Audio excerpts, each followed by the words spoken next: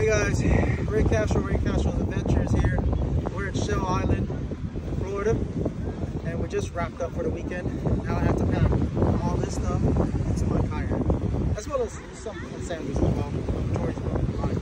Alright, check it out. First, I'll start with the skinny stuff. All the small items, small dry bags.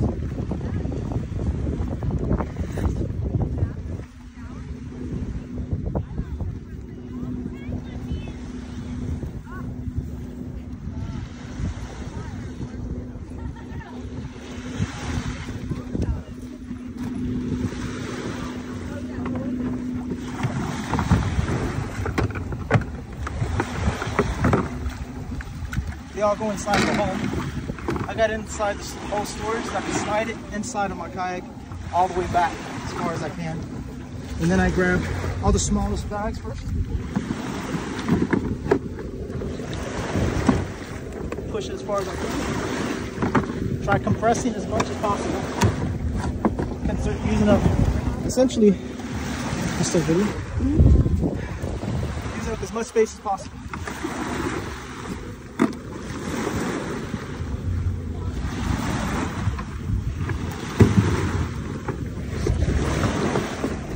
Still have room for more? Let's go grab one more.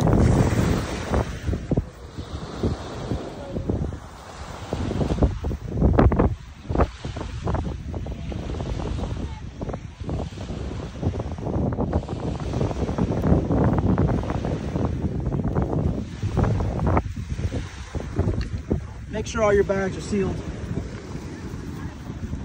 nice and tight.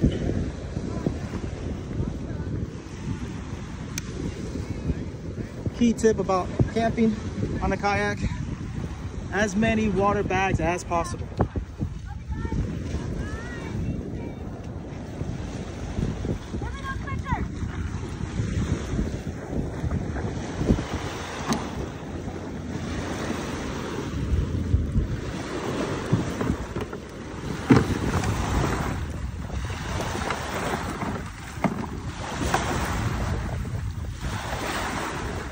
Still got room for more.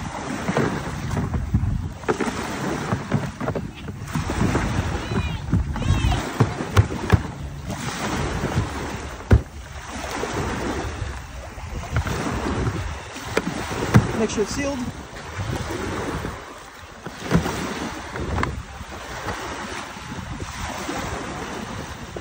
Always have bungee cords.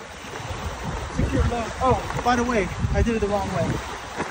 Make sure the bottom is facing the water so it splashes up and comes off, not the front.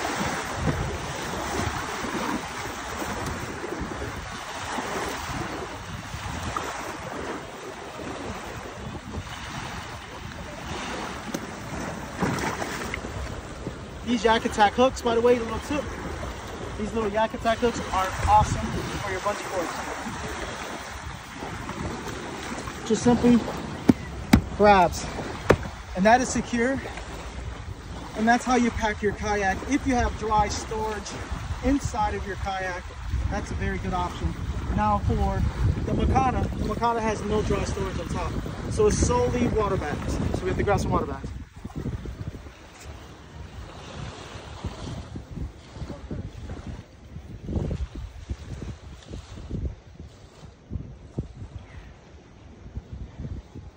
And that's correction, dry bags, not water bags.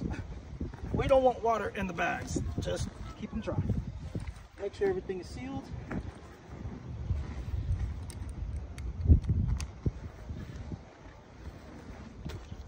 Okay, that can wait. We're just gonna solely do the dry bags for now.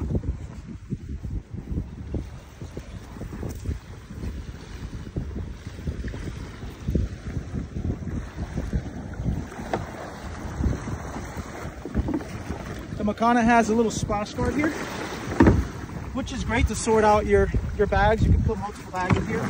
So you can put like a small one on top, on bottom. And again, make sure the bottom is facing forward. And then this on top. And this one we'll use some bungee cords. So we're going to secure it with the bungee cord.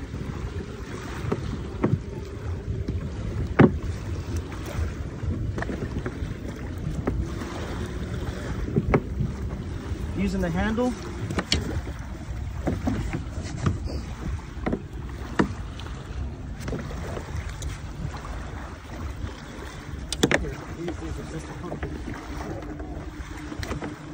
So we'll just use the bungee cord from the splash guard.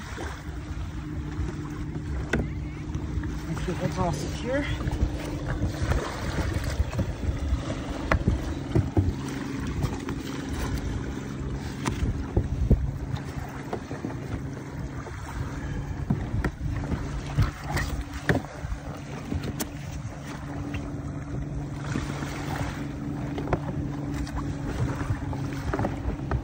Crisscrossing it.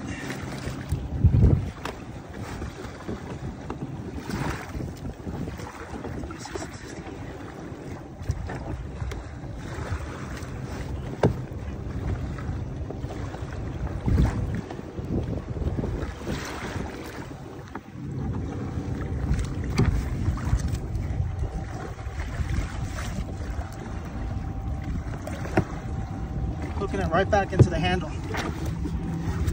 Just verifying that everything's secure. I probably have to do that one more time to make sure it's secure here. Probably got to rewrap it. But that's about it, guys. Just make sure your weight is balanced on your boat.